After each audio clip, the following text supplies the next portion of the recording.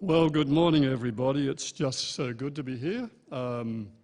We've been away for, not sure, 4 Sabbaths, I think. We've had a trip to Perth, among other things. Just like to thank the worship team this morning. Thank you, Zeke, for putting all that together. And thank you, Lydia, for that marvellous kids story. That was lovely. Yeah, that was. I reckon we could leave church now and we could say we've had the sermon for the day. That would be great. Thank you, Tristan, for your special item. Thank you so much. At short notice, I only rang Tristan on Wednesday, I think it was, at work, and he was happy to step up to the plate and do the special item. I must say I'm on short notice as well. Peter rang me on short notice to see if I would do the sermon today, so that's all good. I'm going to do something today that I've never ever done before. I went to bed last evening at around 10 o'clock with the sermon all prepared for today. I woke up this morning and I thought, not doing that sermon just didn't feel quite right. And so I've opted to do another sermon. My sermon today is not going to be a long sermon. It will be a short sermon. I've already told the girls in the kitchen we won't be running late today. And so hopefully what I've put together will be of benefit to us and something that we can remember as we go through this coming week and through the coming months. Like I said, we've been in Perth for 2.5, 3 weeks. While we were boarding the plane, Sue's mum passed away. We did not know that till we got to Perth, so last weekend we had the memorial service. Pastor Peter came up and did a marvellous job there for us. So it's been a pretty busy 3 or 4 weeks for Sue and I, but as I said, it's good to be here again this morning. I did change the title of my sermon, and the title of my sermon today is Have We Become Immune to Shock? And Helen, your poem was very, very fitting for what I want to talk about this morning, and also Lydia's story was fitting about what I had to talk about as well. Now, the framework for this sermon actually came, and the framework and the bones of this sermon actually was started in my mind a few months ago when Rob Hill, is Rob here today? Preaching in Kyogo. Oh, okay, preaching in Kyogo, okay, good. Rob had a sermon here and he talked about a similar thing that I want to touch on this morning. Now, before I do the sermon proper, I'd like to tell you a story. And the story is about a blacksmith. It's about a dog, and thank you, Lydia, for your story about a dog, and a hammer. But before I go into the story, I would like to share a few Bible verses with you, and that will lead into my talk this morning. If you have your Bibles, and I hope you have, I would like you to turn to the book of Peter, 2 Peter, and we're going to look at chapter 3, and we're going to focus first of all on verses 3 and 4. And we find here the Apostle Peter is talking, and I'm reading from a paraphrased version, but you can follow me in whatever you've got sitting on your lap there. King James, New England, doesn't really matter. And this version says in 2 Peter chapter 3, verses 3 and 4, beginning in verse 3, Peter talking first, he says, I want to tell you that in the last days, just before Jesus comes, there will be unbelievers everywhere. They will say, hey, what's the big deal? Why, as far back as we can remember, things have always been the same. And things will always be the same. The idea of Christ coming is just a tall story. And then skipping over to verse 10, Peter has this to say, Dear friends, in spite of what they are saying, remember with all your heart that the day of the Lord will surely come unexpectedly as a thief in the night. And then reading on in 2 Peter 3 further, Peter says, while you are waiting, be on good terms with God. Don't become tired of waiting or immune to shock. Don't become slow and forgetful. But, he goes on, but be excited and be full of energy, and whatever you do, don't go to sleep. I'm going to tell you a true story, a story I heard probably 25, 30 years ago now. But the bones of this story are still relevant in our thinking and the way we should be acting. And this is a story about a blacksmith. And this blacksmith lived in Mexico City, one of the densest populated cities in all the world. And he had a blacksmith business there. He had a big shed. And in the blacksmith shop, he would go every day and he would spend his day making things, the things that blacksmiths make. He made horseshoes, he made gates, he made springs for carts and for cars, and he made all sorts of things that required that metal, out of metal, anything that was required to be made out of metal, he could make it. And I fondly remember when I was a boy in the town where I lived, walking through the town, watching the blacksmith making horseshoes and also shoeing horses. And my best friend at school, my best mate at school, his dad was a blacksmith, and I used to love going to the blacksmith shop and watching him do his stuff. Now, in a blacksmith shop, there are many, many different types of tools. And example, in a blacksmith shop, I suppose the main thing sitting on the floor of a blacksmith shop would be what? An anvil, that's right, it would be an anvil. He also had tongs, he had bellows to stir up the fire, and he had an assortment of hammers, big hammers, little hammers, heavy hammers, light hammers, and also all blacksmith shops had a big water trough. So when they'd fashioned the article, whether it was a spring or a horseshoe or whatever, they would grab the article with the tongs and they would plunge it into the water trough, and that would then cool the item so as they could do further work on it. Okay, so early one morning when the blacksmith arrived at his place of work, he found that his blacksmith shop had been broken into and all his tools had been stolen. Someone had broken in overnight and they'd taken the lot. Now, this sort of thing had happened to the blacksmith before, and I can tell you, well, he wasn't happy. He was sick and tired of all this stuff that was going on. So what do you think he did? What would you do if you had a blacksmith shop and you arrived one morning and all your tools were gone, the front gate was open, the shed door the lock was broken? What would you do? Well, he thought for a moment and said, right, I'm going to go down to a place where they do alarms, and I'm going to get somebody to come and alarm this shed of mine so as if anybody tries to tamper with locks or break in, the alarm will be set off, and then I can come or the police can come and attend to whatever is going on. And he thought, no, that's probably going to be a little bit drawn out. So what I might do, I might contact a security company. And there was lots of security companies operating around where he was.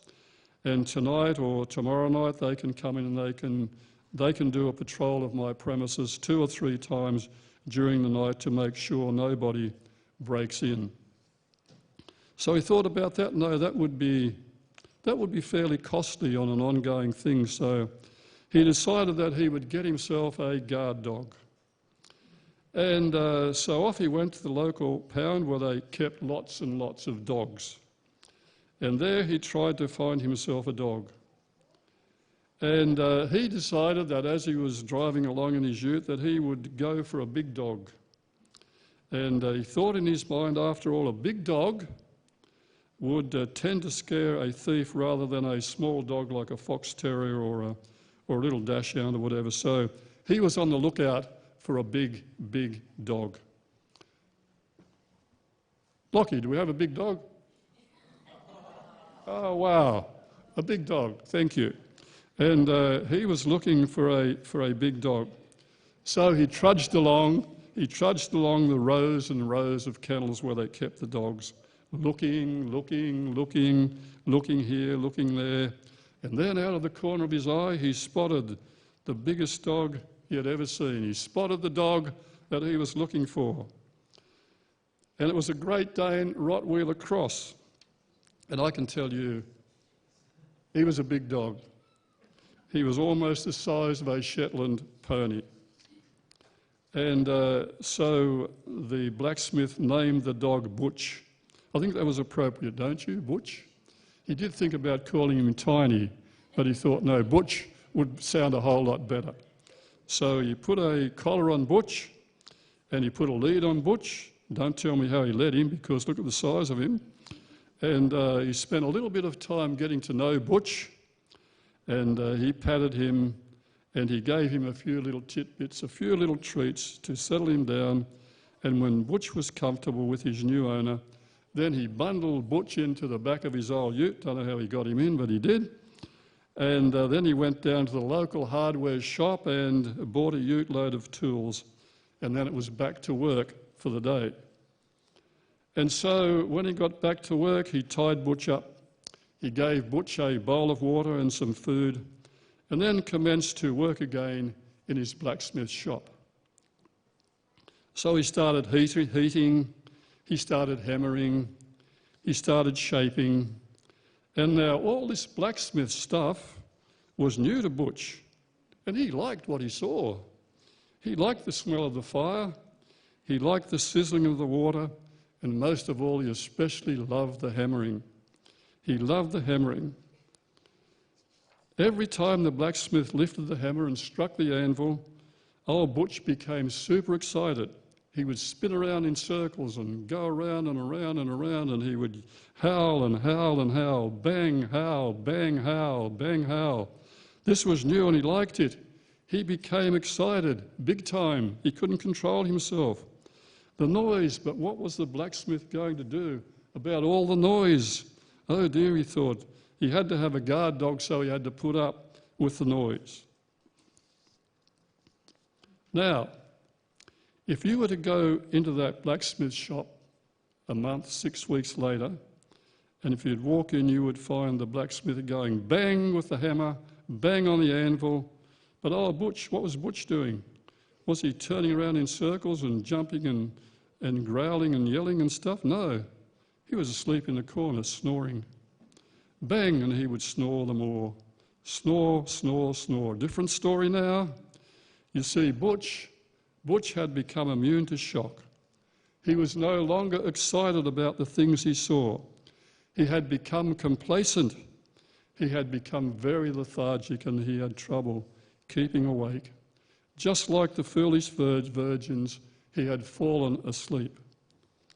2 Peter 3, verses 14 and 15 says, "Remember, while we are waiting for Jesus to come, be at peace with God. Don't become tired of waiting or immune to shock. Don't become lethargic or forget what I have told you, but be excited about the good news of Jesus coming, and whatever you do, never ever go to sleep."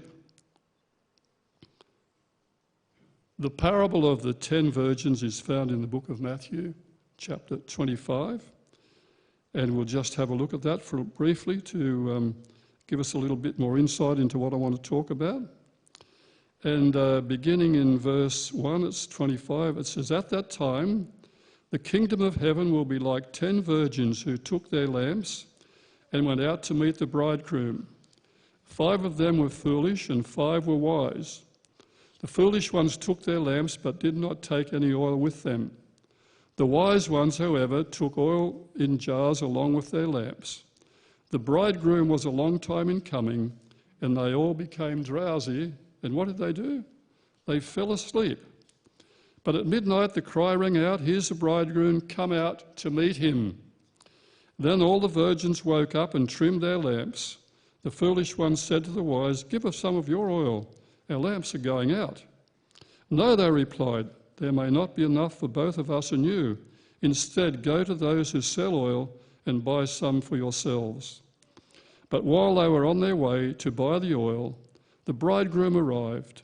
The virgins who were ready went in with him to the wedding banquet, and the door was shut. Later the others came also, saying, 'Lord, Lord,' they said, 'open the door for us.' But he replied, 'Truly I tell you, I don't know you.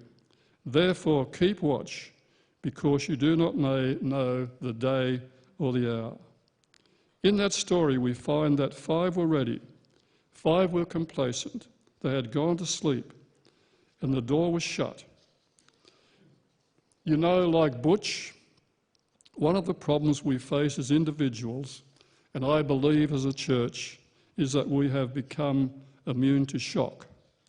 Now, when Pastor Beth was here, Beth and I used to talk about this subject at length, quite a deal.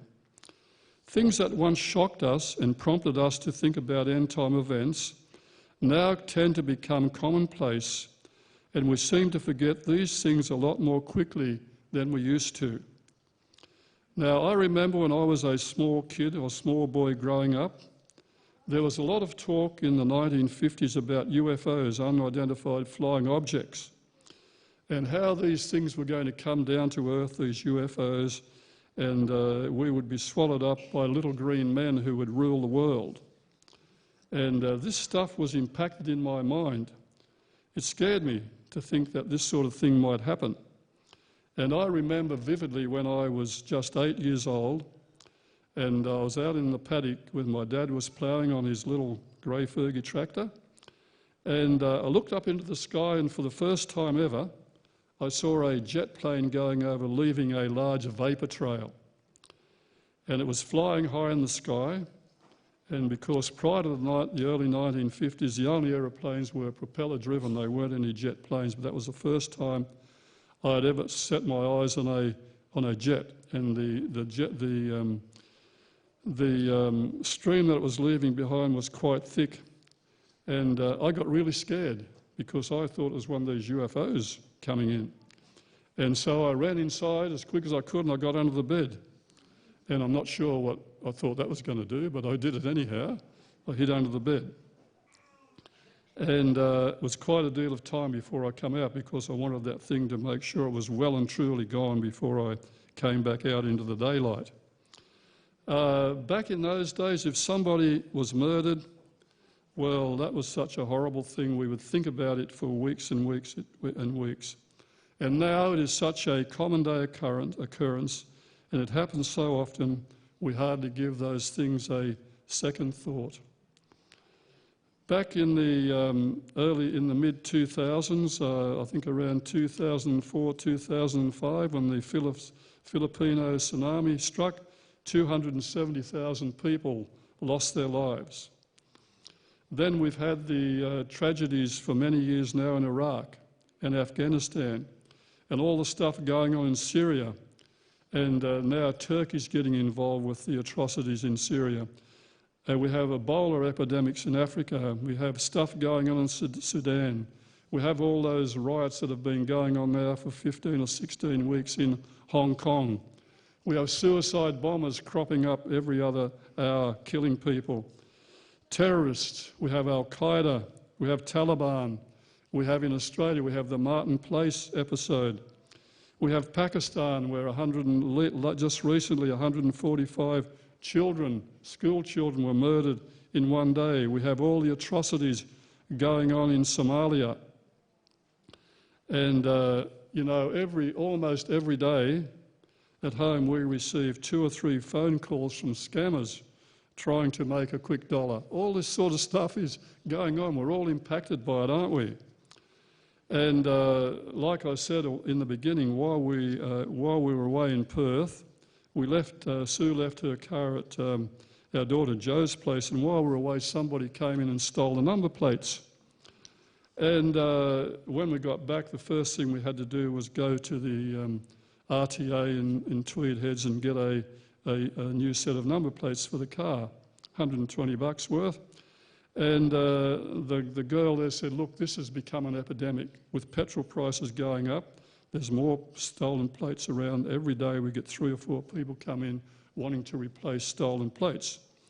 You see, what they do, they steal the plates, then they'll put them on their car, they'll go into the service station, they'll fill up the car chock-a-block, might be $100, 120, then they'll do a runner. They'll just take off without paying for the fuel.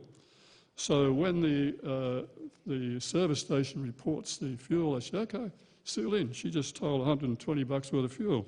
So we're on to her, hang on, plates were stolen. So they might have 10 or 12 or 20 stolen plates, and every time they go in for fuel, they screw a new number plate on their car, do a runner, and away they go. And that's the sort of thing that exists in our world today. And have we become immune to that? Does the evening news, when we see the evening news, shock us like it used to? Or is it like water off a duck's back? Is it because we see these atrocities so often that they don't have the same impact on us that they once had, remembering they are all signs that point to the second coming of Jesus? And I often wonder I often wonder how much stuff goes on in the world that we never hear about. We only ever hear the headlines, things that make world news. Who knows what else is happening out there that is never, ever reported? And you know, today, for those who came to Sabbath school at 9, 9:15, 9:20, whatever, and if you stay for the lunch and you go home, say 2 o'clock, in that space of time, 3 or 4 hours, 5 hours, 10,000 children will die of starvation and disease. That's something to think about, isn't it? While we're sitting here comfortable in our pews, while we're in there having lunch, 10,000 children, kids, young kids would have died because they don't have the food to eat, or they're afflicted with disease that takes them out and they don't have medical facilities to cope with that. How quickly will we forget all these things? Another tragedy will follow tomorrow, the next day, who knows where or when. But it will happen. Will we take it on board, or will we see it as another sign that Jesus is coming soon? Or will it go in one ear and out the other because we have heard it so many times? You know, we live today in a world where human survival is in the balance. And I took this quote off the internet just recently, and it says, civilization as we know it is coming to an end. And this is not the wacky proclamation of a doomsday cult. Rather, it is scientific conclusion of the best paid, most widely respected geologists, scientists and investment bankers in the world. Do you know that nearly 4 billion people in the world today live on less than $2 a day? Isn't that incredible? 4 billion people live on less than $2 a day. 1/6 of the world's population cannot read or write, so how are we going to reach them with the gospel? They cannot read or write, so that would equate to, not sure how many million people in the world today, but that's a lot of people who cannot read or write. They do not have access to a Bible. And knowing all this, do you know that less than 1% of what the world spends on warfare could supply schooling for every child on earth? Isn't that pitiful? 1% of what they spend on warfare, if that was put into education, it could supply schooling for every child on earth, and yet 1/6 of the world's population cannot read. More than 10 million people die each year in infancy.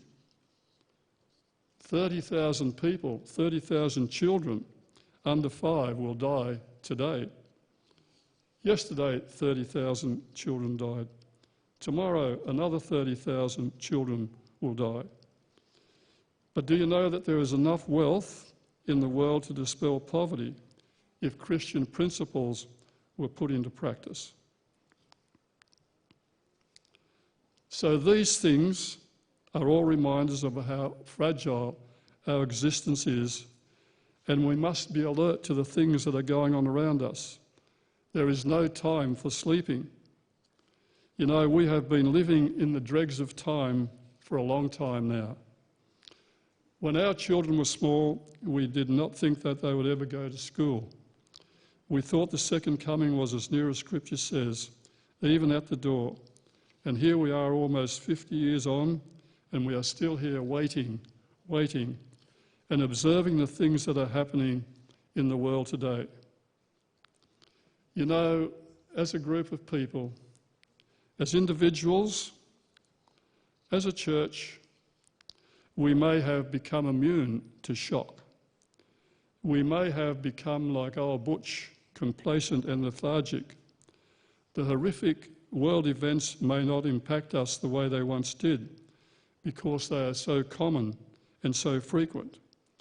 But the realism is, and we need to realise this, that these things are happening and that each day that goes by brings us closer to the return of Jesus, whether we've become immune to shock or not. 2 Peter, again in chapter 3, Peter has this to say, "But do not forget, dear friends, that a day to the Lord is like 1,000 years, and 1,000 years is like a day. And while you're waiting," the admonition is, "be active, don't go to sleep. Remember, we are here for a purpose. Stay awake, don't become complacent, and become immune to the things that are happening all around us." Shall we just bow our heads? Lord, it is so easy to become complacent in the busy routine of living and working and paying bills and doing the mundane things of life. Help us not to be immune to all the things that are going on around us, but to see them as signs that your coming is at the door. Help us, Lord, to serve you, and in doing so help prepare others for your return. I pray in your precious name. Amen.